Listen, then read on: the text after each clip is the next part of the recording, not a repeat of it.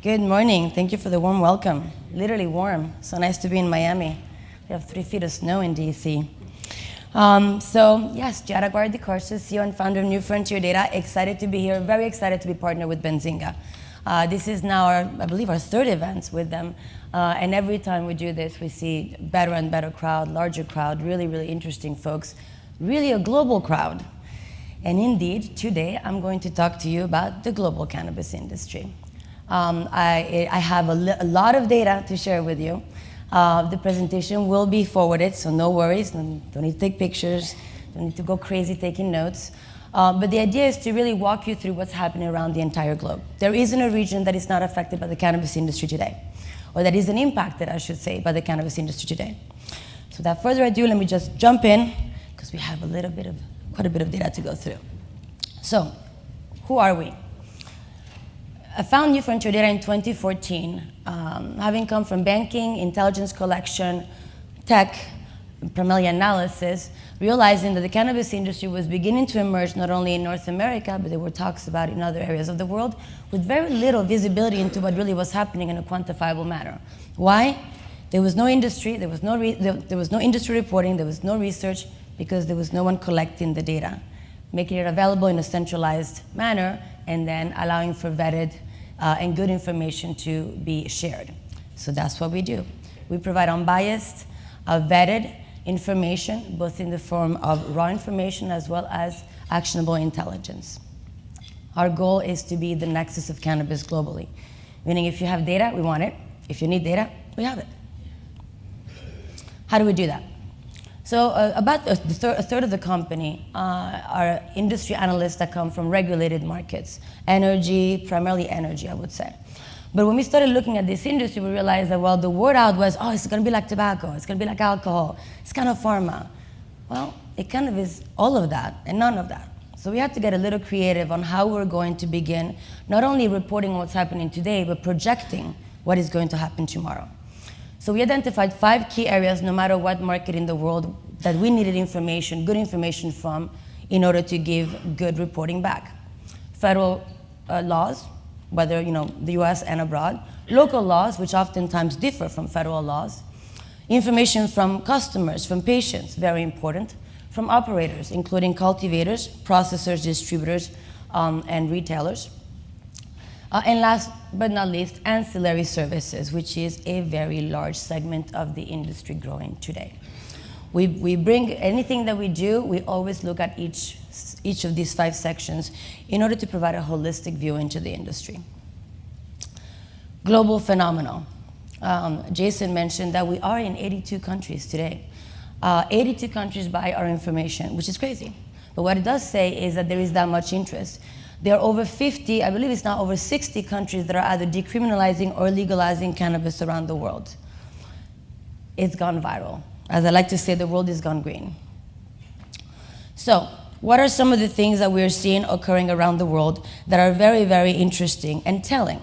So, first thing first, population and percentage of cannabis consumer. So what's really interesting here is that North America is actually the 4th largest consumer market. It is actually led by Asia, by Europe, and by Latin America.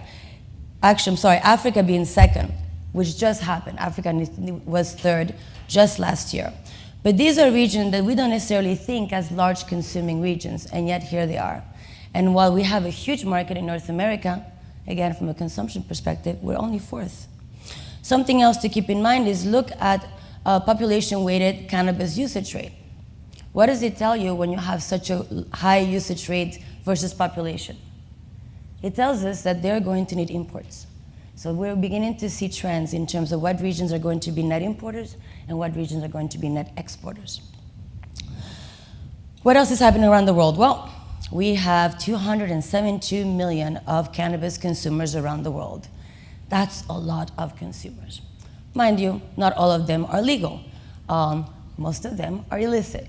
But the expectation and the wish by many of these governments is to transition them to the legal market. North America. I'm now going to go region by region, and at the end I will do a little deeper dive in Latin America, given that we are in Miami, and there's a lot of business from here to Latin America. But let's start with the foundation of the cannabis industry today, which indeed has been in North America. When you look at Canada, we're looking at about $36 billion in retail sales. That's between 2018 and 2025. The US has $136 billion in sales in that same period. That totals $173 billion in retail sales just in a few years. What else have we seen in terms of money going around the world? Well, there has been a massive surge in investment. Over 1,000 deals only in 2 years, from 2015 to 2017, totaling almost $6 billion total around the world in deal value. The numbers are beginning to get a little bigger. What happened last year? Well, big tobacco and big alcohol, as expected, came in, and they literally doubled the value of those investments. In fact, the Altria and Constellation deals alone have doubled that amount. And the expectation is that we'll see a lot more of that. In fact, the expectation is that we'll begin to also see some large investments from pharmaceutical companies around the world. And I would even venture from countries that you don't even think are on the map looking at this industry today. I may know, I may have heard from a little bird. What's happening in Europe, which candidly is the second most mature market in the industry today? They have 29 countries that are looking to regulate. They are absolutely facing some serious challenges in terms of the regulatory system. They're trying to learn from us. They're trying to learn from Canada and other countries that have put regulations through. But it's a struggle. They're different. Their market is different. They are primarily going to distribute through pharmacies, for instance, and it is a purely medical market. They also know that they do not have the capacity to cultivate and meet demand internally. So another challenge they're having is how are they going to regulate imports? Great opportunity for the rest of the world, but still a challenge for the European countries. Asia. Asia is fascinating. China and India, the most populous countries in the world.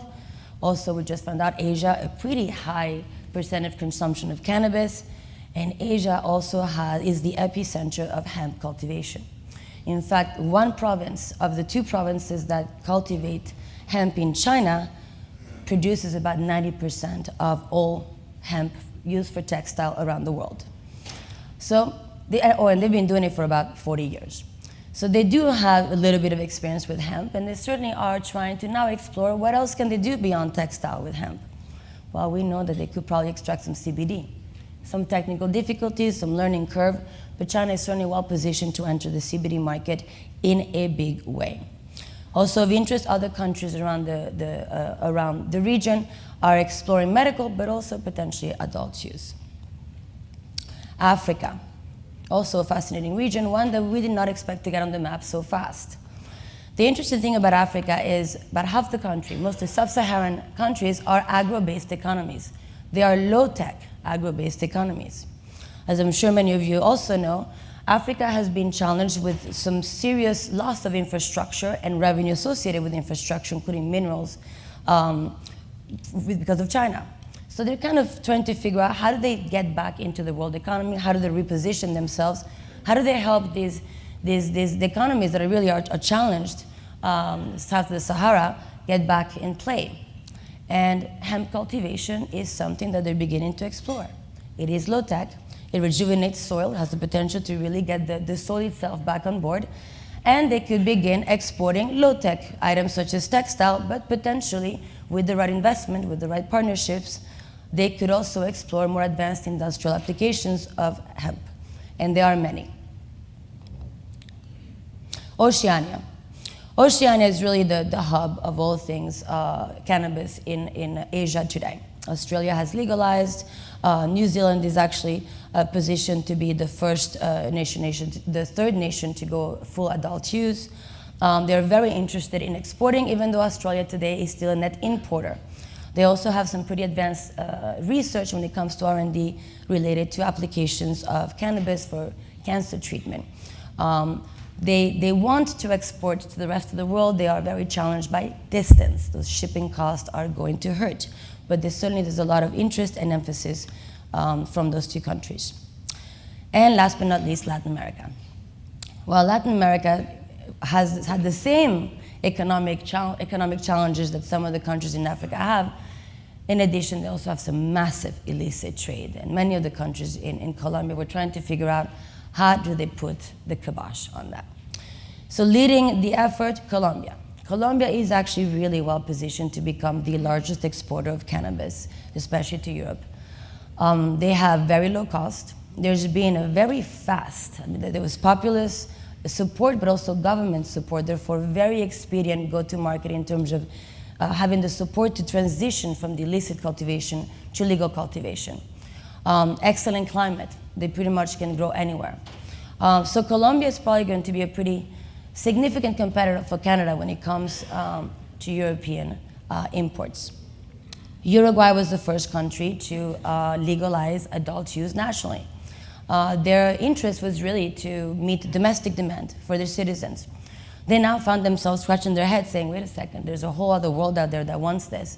So they're reassessing the regulation around it, which really was not conducive to export. Most of cannabis use in Uruguay is done through what they call bars and clubs, cannabis clubs. So really not the right infrastructure, but they certainly are looking into it now. Mexico, which I know is not in there, but is interesting as well. Mexico is looking to legalize all drugs, just everything. Why not? At first they were like, we don't know about cannabis, and then somehow overnight, literally, they announced we're just going to go legal everywhere. They are trying to figure out how they can actually cultivate within Mexico. They are having a bit of a challenge in terms of identifying areas that would be most conducive to it, but they passed it. They're in. I was going to say they're balls to the wall. They really are. So go Mexico. And then Brazil. Brazil, massive country, obviously lots of experience cultivating. Right now, they really cannot move beyond CBD, but they are very acutely aware of what's happening around the world. They know that the land mass alone could give them a huge competitive advantage. They could also produce very low cost cannabis. They may end up looking at just CBD export and actually do processing in-house. But Brazil is a country that we should continue to look at and pay close attention to. And I may have stole my own thunder because I think I'm going to go back into those countries in a minute. So if I do, we'll skip.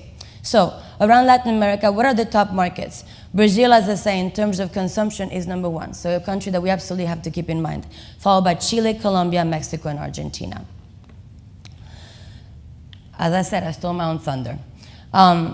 So I think that I've covered all of this. Let's talk about Chile a little bit. So Chile, interesting enough, is the has the fifth largest consumption of cannabis around the world. The issue with Chile is its geographic position. They have everything from tropical weather to almost Antarctic weather. So there wouldn't be there's not a lot of capacity for export. But nonetheless, they are looking at potential trade within the region itself. And also what's interesting is they are the third largest producer of hemp. So they're also exploring advanced industrial applications of hemp, right after China and France. Colombia, I mentioned everything that's going on in Colombia. I'm going to skip. I mentioned Uruguay. Key takeaways, and I will leave you with this, which is kind of important because this year is going to be a pivotal year, not just in North America, but around the world. Many of the countries that have introduced regulations are looking to pass them this year. There are many, many, many, many companies looking to go public this year. I have no doubt about that. Not only in the US, not only in Canada, but also in the US and elsewhere. And interesting as well from an international regulatory perspective, organizations such as the UN have begun to take a very serious look into cannabis and hemp.